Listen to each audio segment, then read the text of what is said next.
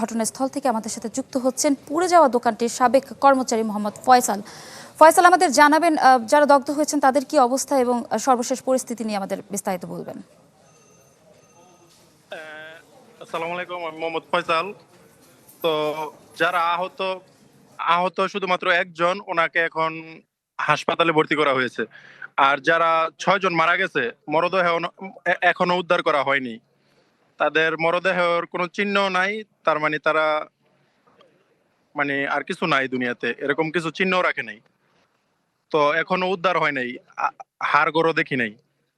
ভিতরে গেছিলাম, কিছু দেখা যায় নাই। নগদ নিয়ে এলো হার নামানা হার অফার। সর্বনিম্ন 10,000 টাকা রেমিটেন্স নগদে পাঠালে থাকছে স্বর্ণের হার জেতার সুযোগ।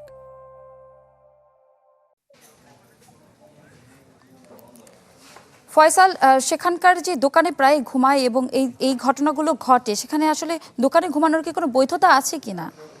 আপনি তো সেখানে সাবেক কর্মচারী ছিলেন, আপনি জানবেন। না, এখানে দোকানে শোয়ার কোনো বৈধতা নাই। এখানকার এই সিটি কর্পোরেশন যারা থাকে, মিউনিসিপ্যালিটি বলে, তারা এই বৈধতা দেয় না। তারা বলে আলাদা রুম নিয়ে থাকার জন্য। তো আমরা কিছু বাংলাদেশি থাকি যারা এই নিয়মটা মানি না, এই কারণে এত বড় দুর্ঘটনা।